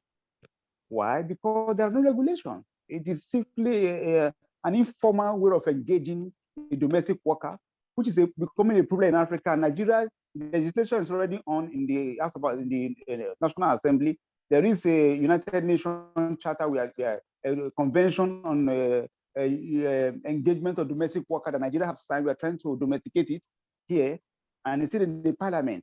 And I'm sure by the time domesticated, you should draw a clear line between those who should even work the age of the girl child, because most of those people who do domestic work, they are the girl children, not the boys. We want to regulate this thing to ensure that certain age of children, the girl children or adolescents, are not used for domestic labor. And of course, those who do domestic labor should have an agency, maybe in the Ministry of Labor and Employment or a parastatal under the ministry, regulating the engagement of domestic workers. Awesome. So that this menace we're experiencing should stop. Brilliant. Mr. Felix, you're taking us into next week's. I'm going to cut you there because you're taking us into next week. Yeah, but what I want to say is that you're talking about role model. I read your, sorry for taking you too far. No, that's okay. Go ahead. Yeah, but what I want to say quickly is that the issue of role model. Yes. That we need to now, at this level, because it's becoming a problem, depends on the, for example, my ministry, Federal Ministry of Women Affairs, at state and federal level. I'm talking about Nigeria experience. Yeah. To start quickly the process of sensitization, a broad-based awareness of certain roles that we come to associated with literacy, with education. If I'm an educator, I'm a graduate, I'm not supposed to cook for my husband again. I should get a cook, for example. A cook who is not educated, a cook who is not a cook who is educated, a cook who is not educated. A cook probably I brought from the village that cannot express herself in English, but this is a young girl who cannot express herself in English, but the man of the house goes after her. Why that? Right. Told you, Saffron is rushing. We'll soon be with you, and we will sit down at a round table and discuss that with you. So just hold that thought for us. I'm going to, and I hope you can come back on next week so you can go into more detail on that aspect for us. Thank you so much for that, Mr. Felix. It's always a pleasure having you on. I'm going to go to Mr. Dakwa Tohib now. You've had your hand up for a while. Thank you so much for your patience. If you could just unmute. Yeah, good evening, everyone. Good evening. Go ahead. Yeah, so I like to approach this from a human perspective and not the UK, Nigeria, UK perspective.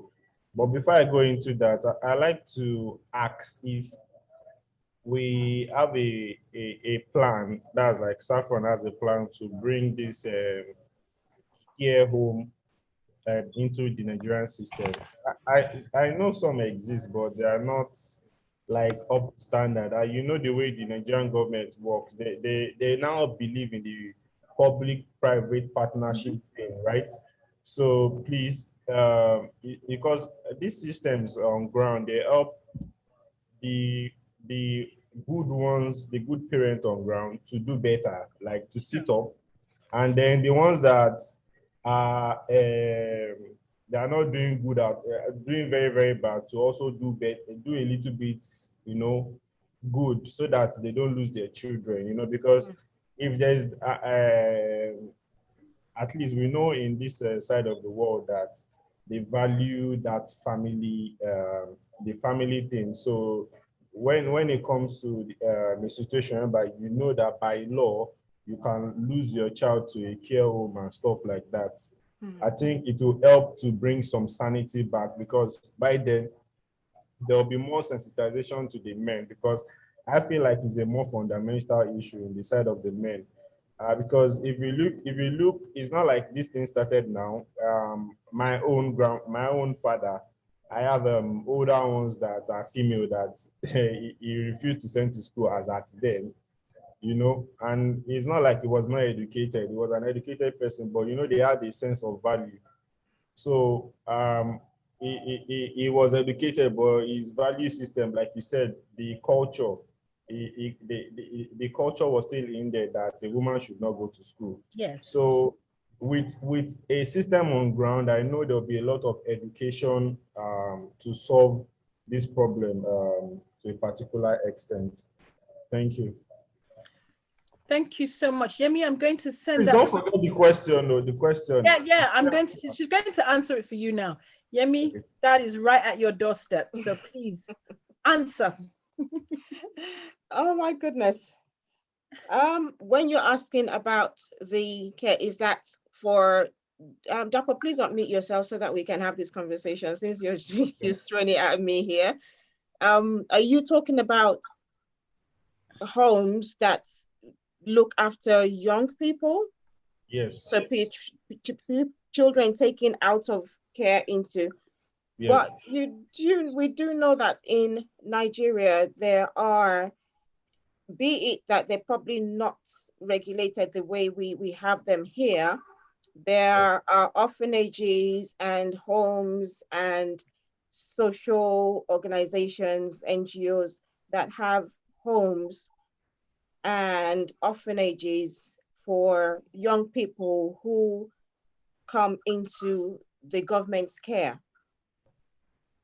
But now when you're asking, are we going to do that? We actually had a meeting this afternoon and we were literally talking about that, but it is not a long term. It is just a space where when we're working with the children and their families, we can work with them to get their families back on ground, you know, a lot of counseling, some social development interventions, empowering parents, work situations, training and all of that, so they're able to then better sustain their families, and then the children then go back in there. But this is a discussion we'll be having much later. But yes, you did hit the nail on the head. Yeah, so I really appreciate that conversations are going on around that. But you know, my concern is like, you know, there are these extreme cases, right? So we know for sure that even at some levels where you say, oh, it doesn't just get to a point where you have to take the child away. So like what I'm really concerned about is like there are some very irresponsible parents, like completely like zero responsibility. Like they at every level, financially, emotionally, you know, at every level there's that even in the way they communicate with other people, you know, this person is a no for any type of child at all, not especially their own, you know. So, you know, I'm really more concerned about those cases because we are at that point, you know, it's not even a Nigerian problem now, it's a global problem where the boys are not turning into men anymore. They are just being boys and boys and boys and boys, you know. And then we have boys that have turned to men with wrong values, right?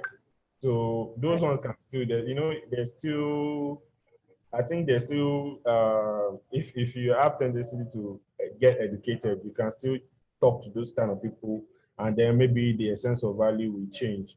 But the ones that are like, so because for me, they are like those ones, and I'm sure they are like, I don't know the statistics, but I want to assume like 1 in 1,000. That are good. Ma'am? 1 in 1,000 that are not good role models. Is that what you're saying? No, there's like they are just like out of it at all. Out of tune completely. Exactly, yes. Okay. Well, I suppose this is one of the reasons why we focus at Saffron, and this is Saffron SDGF, SaffronSACAP, we focus on the policies in place to support families. And also why it is out there, but we have a roundtable. We've actually done a call to action, roundtable discussions for sustaining families, safeguarding children in Nigeria at the moment. So it is really down to a lot of our government parastatals to sit up and address it. If we don't, if the government doesn't do that, the society continues to deteriorate and dissipate. And if that doesn't happen, then our young ones do not have the values that we had while we were growing up. Our young ones do not benefit from the things that we benefited while we were growing up. To have that turnaround, it takes all of us sitting together, all of us working together, all of us with one heart, with one mind, coming together to make that change. If we don't do that, I know, and we keep saying it, that we're really scared for a couple of generations down. Yes. We're really scared. We don't know what's going to happen. But we're still here. We're talking it. We're discussing it. Let's act it. Let's put some actions in place. A lot of meetings go on. People have meetings, conferences. We need to start seeing change in numbers. We need to start seeing change in human development.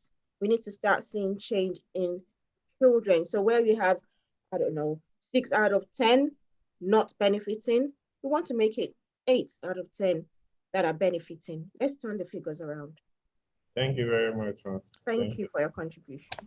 Thank you. And Sida, good evening. I'm going to ask you to unmute. It's amazing to have you back. Thank you for coming on. Thank you very much.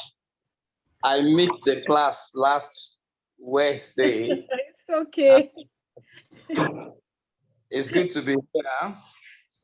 And the topic of today is really a serious issue.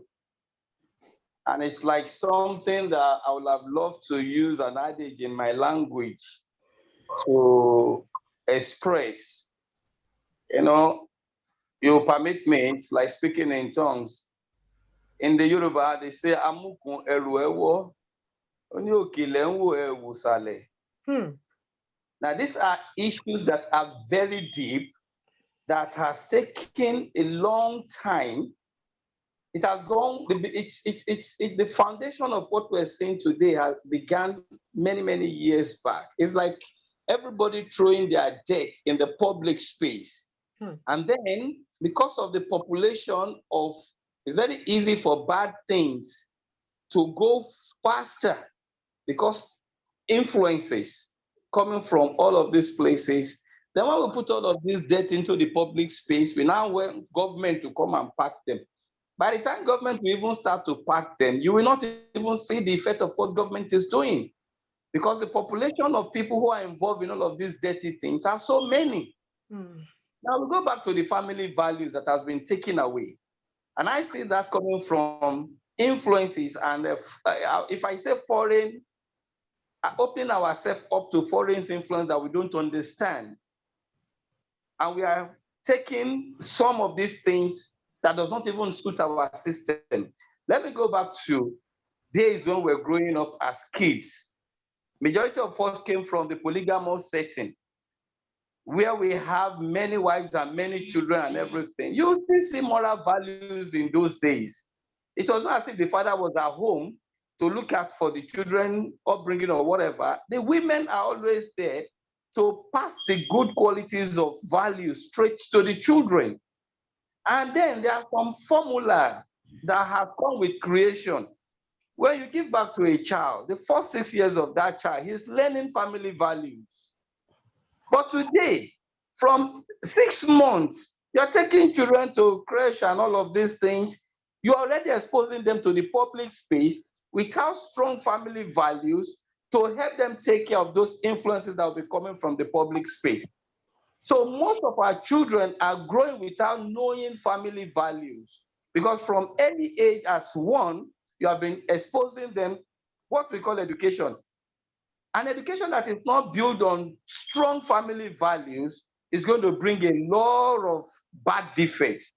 When we look at foreign countries like the UK you are talking about, those are developed countries that has built a lot of fundamental issues that even if you're a bad person, the system will correct you.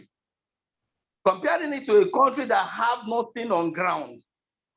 So we have seen that all of this thing coming in the days of our parents, when we were operating all of this, that the moral values are so much on ground. There are less concern of government. We didn't grow up to know anything about government. We let the government doing their thing, but the values are home, the community system, that every eye is on you in the community. And before you start doing anything wrong, somebody has spotted it and they will say, I will report you to your father. There's no escape route. But now, so if we're going to start to begin to say, what do we do? What do we do? Come back to us as individuals. We are doing too much of talking and less of action. Somebody is talking about a housemaid and all of that. And I use myself as an example. We got a housemaid who is just about 6-year-old when she joined us. But already I was raised from a family where there is nothing called housemaid. We used to say something in Yoruba, so I make my wife understand that if anybody is coming to my family, to this our house, he has become a member of the family. And by the time you begin to treat another child like your own child, we will begin to send some good signals back to the society. The people we call our housemaid, we maltreat them in the presence of our children. We don't, and garbage in, garbage out. When you put values in your housemaid, it's going to reflect on the way he or she treats your children. A 6-year-old child, the whole family is sitting down and everybody is throwing instruction at her. Go and bring me this. What are we telling our children? Teaching them how to be lazy. But I think as it is now, from what we're trying to look at, in Nigeria now, because we quickly talk about in UK, there are some policies. Bring the policies to Nigeria, it's not going to make any effect. We have a lot of beautiful laws in this country. Implementing those laws are problems.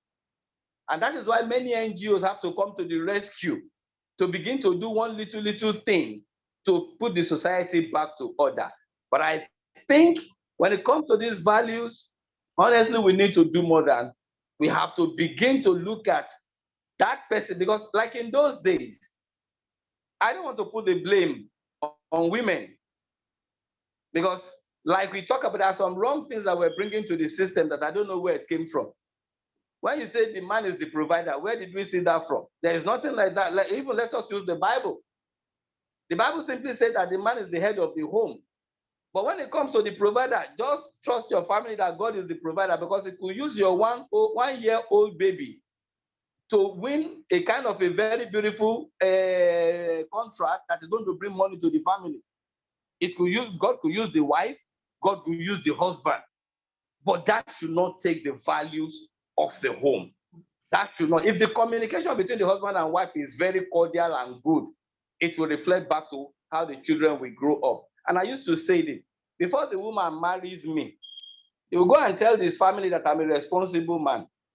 By the time we got married, how did the man become irresponsible? What led to that? Where that the man you're so proud of to show to your family that he's a very responsible man, I'm ready to marry him and settle down with him. At what stage did this man now become irresponsible? What led to all of that? Thank you.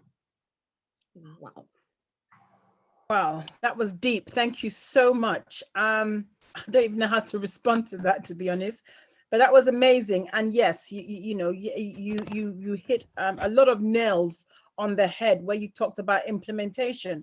Mr. Michael Adeshakun, do you want to, Michael, are you still on? Do you want to unmute yourself and say what you've typed? Because it is quite lengthy and I don't want to do an injustice to what it is you're trying to say. Go ahead. Good evening, everyone. Good evening.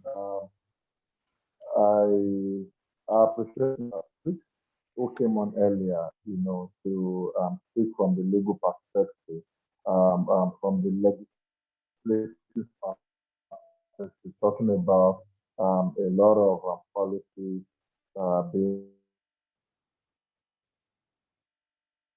before the legislative conflict commentator just said. I must make us, or we must realize the fact that a lot of this majorly has to do, a lot of this conversation has to do with us here.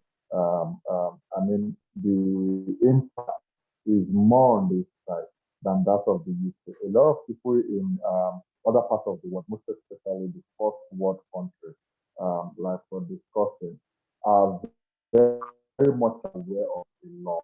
No matter who else is caught, nobody ready to bend the rules. Nobody's above the law over there.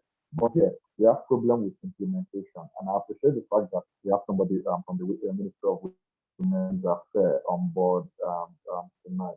We must understand that whatever we are legislating about, or whatever we are discussing about, to push forward to the legislators, we must understand that implementing is our major problem here. Okay, we have it's all over the social media.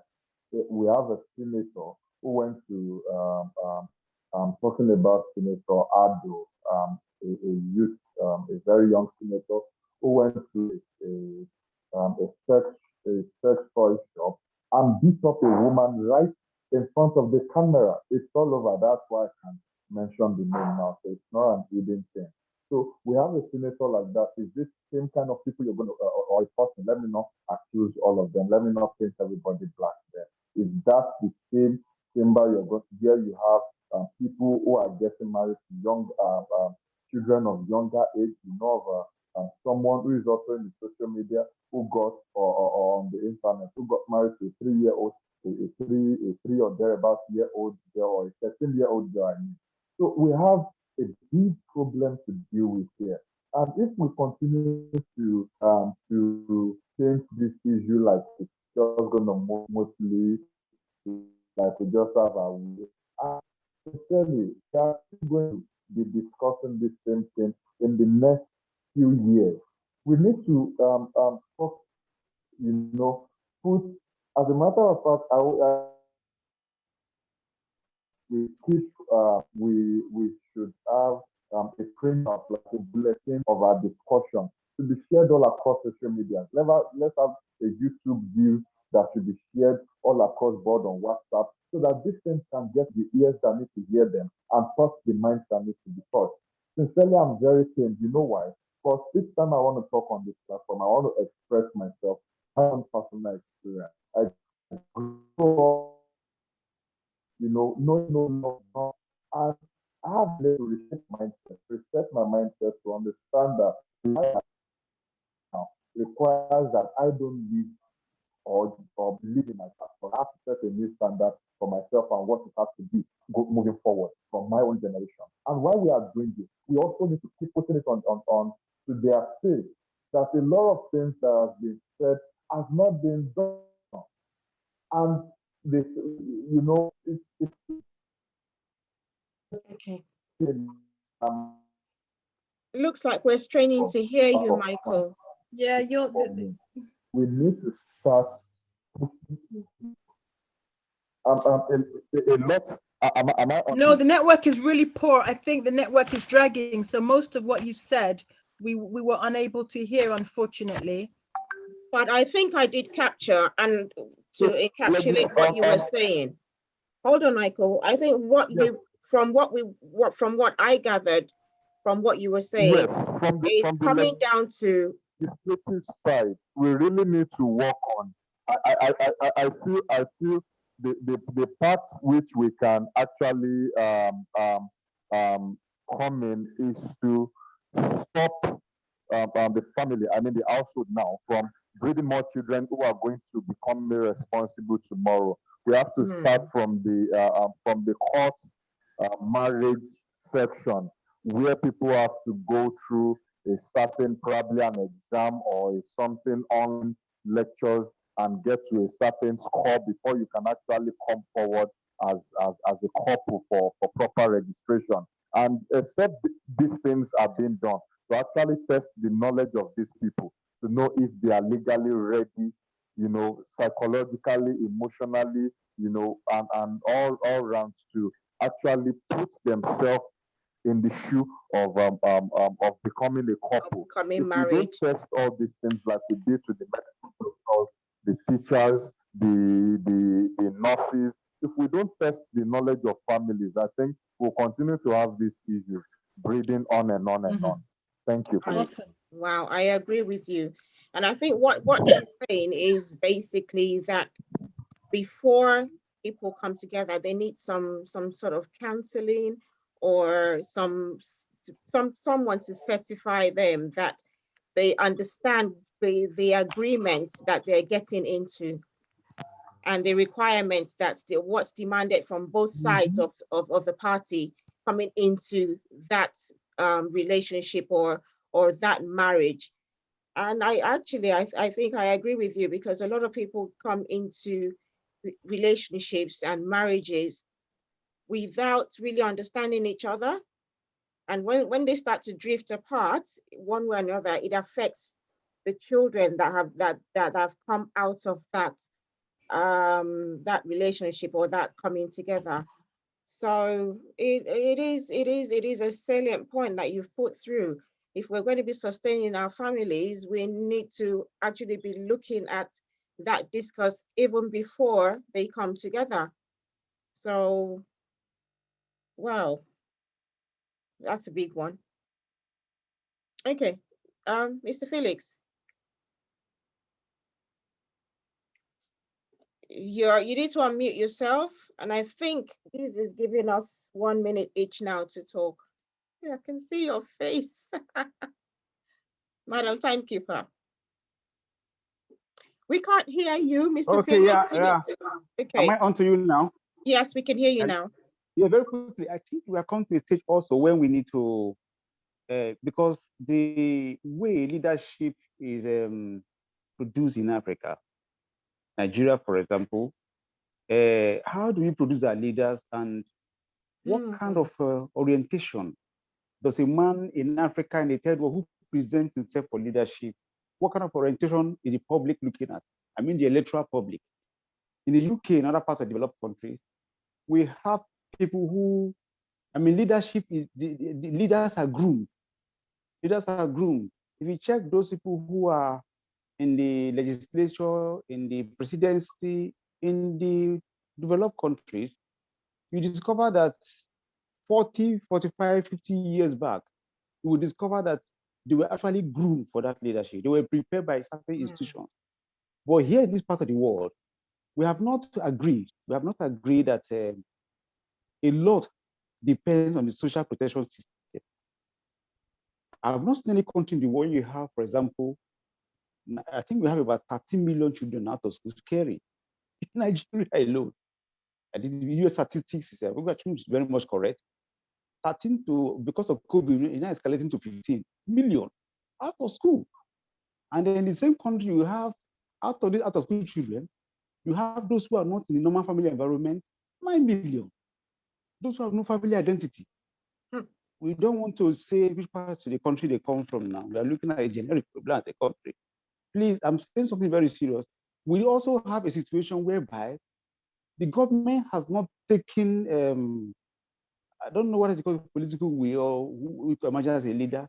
We have not taken a defective social protection system as an issue.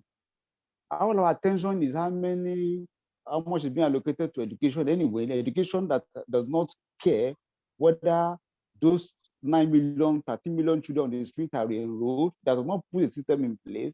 For example, you begin to think on the next 4, 15, 16, 17 years, what becomes of those kind of children on the street? Where are we expecting them to end? What kind of human being are we expecting to see of children who are not in the street, have not identity, are not in school in the next 17 years, for example? Does government really look at that as an agenda? Is it a priority of government? In the UK, for example, or in the US, you can't see children in the street anyhow. And the government seem not to, I don't know, I'm a government person, but I'm just being professional now in my analysis of the problem. That we should begin to have a system in place, even if it's 5 years, that review the social protection system, whether it's actually working. What is a social protection policy that is currently being reviewed at the moment? There are about 6, 7 institutions that are involved that are playing a lead role in trying to review and reform the social protection policy of Nigeria. And they have gone far with their job. And my problem is what is the priority of government? We believe that the development of a nation is not just a matter of survival, but also a matter of qualitative development of those who are young at the moment. What priority do we play? Where do we play family values? For example, do we see? Sir, please don't forget, we are becoming political about this thing. The vibe I got when I got in this guy, like going away. Yes, we're trying not to be political. We're trying not to be political, yeah. But I suppose in Mr. Phyllis's defense is that we can't all achieve what we want to achieve without the political will of the government. We need interventions that the government puts in place that work for not just the government, but for the people and families as well. I know that we have a welfare state. Nigeria doesn't have a welfare state. So those are some things that we might need to address differently. So can I suggest that, it sounds very brilliant, yeah, but I feel like this issue is not a government, because if you look at the government, it's made up of people. The people, we, my family, my uncle that is inside the government and all. So I like us to address it as a people problem, because, for instance, I think Mr. Sida made a point earlier on that the laws are there, but we are not being implemented. Like, some people have done the hard work. At least I remember when you came to Nigeria, you brought the safeguarding policy to this country, and they put it into law. I mean, you've done your own part. But then the thing is, people are aware of these laws, for instance, at least in schools, because they brought a lot of people for training. And at least I'm aware of that. Now, the problem, let's see, those ones that have gone for training, that have done training, me that know everyone, that I was just there, listening to what they are saying. I've applied some of those things in my own family. I've applied those things before I even started my own personal family. I've applied it in my extended family and all. I've educated my stepmom, my dad before he became late, and all those things, on those little things, right? But now the thing is, the community at large, they are aware of the right things. Like, an average human being knows the right thing to do, but they just will not choose, they'll just choose not to do it. And that's more because of enforcement, right? Because there's nobody, like, say, for instance, in the Western world, we have things in place that put people in check, so they can't just do things and go away. And the honest truth, the honesty there is that we are getting there. For instance, there is no court in Nigeria working today. In the whole of the 36 states of this country. What are they asking for? Autonomy. Like, what does that speak to you? Like, they know that if they have to work effectively, they have to be autonomous of the government, right? The police are also asking for autonomy, right? And all these things is little by little. We are getting there. Some people are pulling strings. We cannot say, because we cannot see the change at large, right? That it does not exist, that there's nothing that is happening.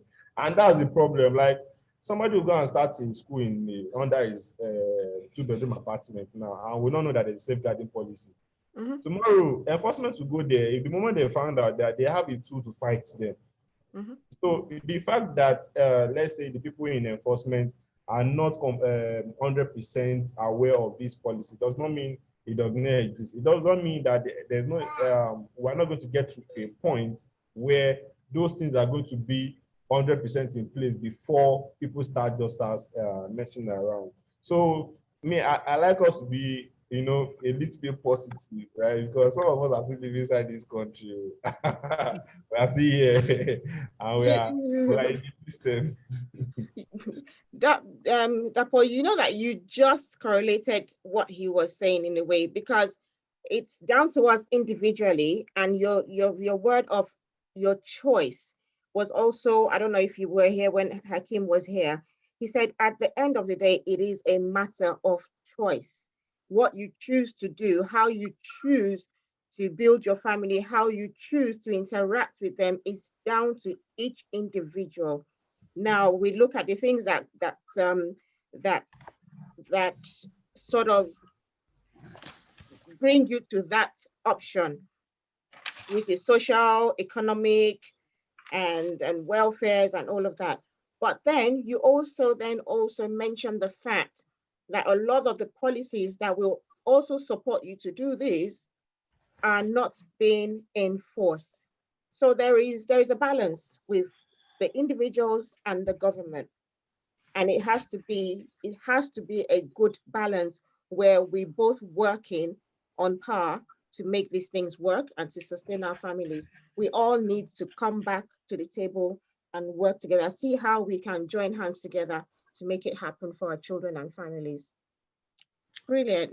I'm going to hand this back to Giz. Thank you. Thank you. Thank you to everybody this evening. This has been a very, very interactive session, very informative session. Everybody has, wow. I don't even know. I've learned so much, and you've brought on. We've had from two sides of the. I love when our Nigerian family come on, because we do get an aspect of how it is there. And yes, that what I hear.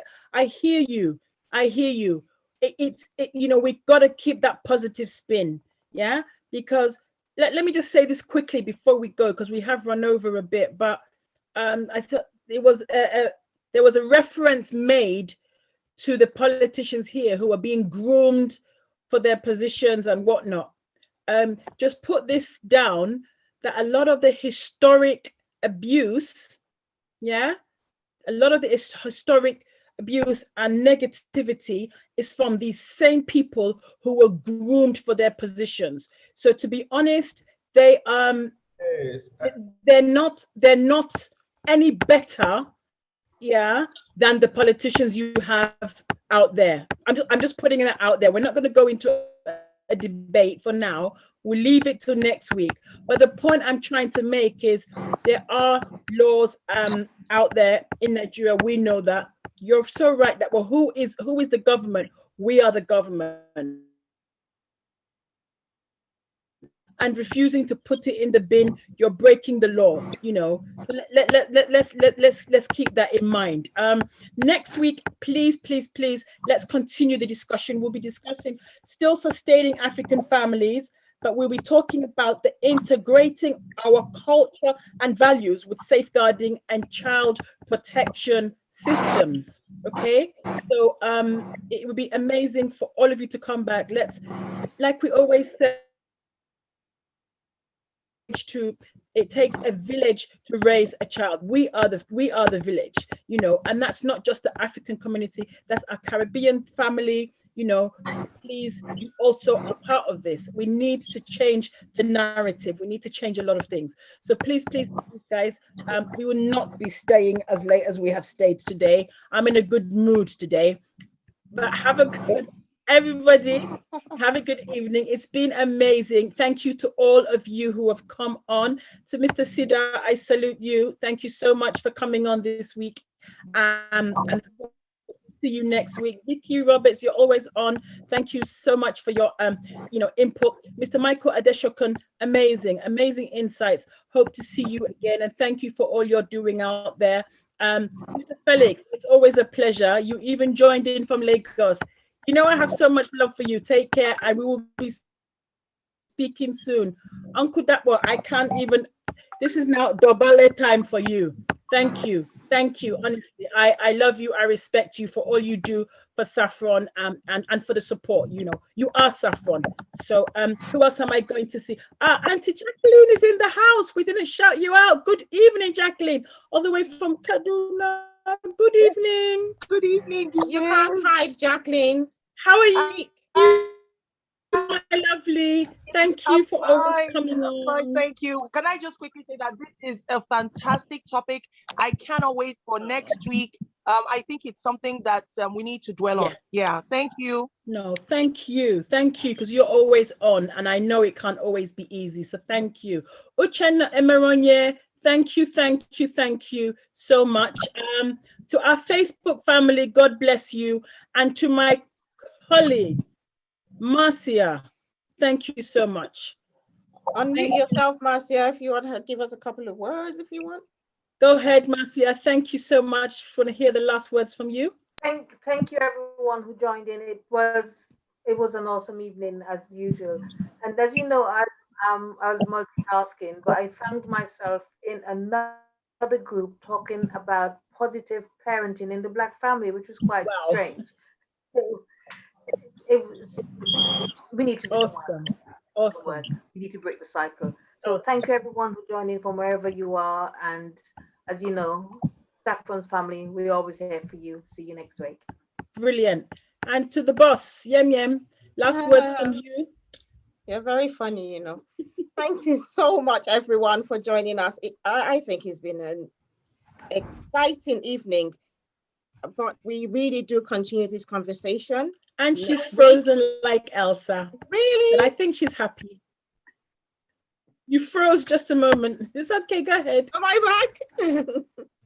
Okay. Yes, yeah, she's join us next happy. week. Now you're frozen. Join us next week. Can you hear me? Anyone hear me? Oh, this is a shame. Awesome. Thank you, technology. What happens when you live in Kent? Yeah, that's what happened to close the show for us. Have a good evening. You're freezing. Don't worry. You're in the posh area. I've explained. You stay there. Have a good evening, everybody. Stay safe. See you all next week. Love, peace from Saffron. Take care. Good night, everybody. Bye. Bye-bye.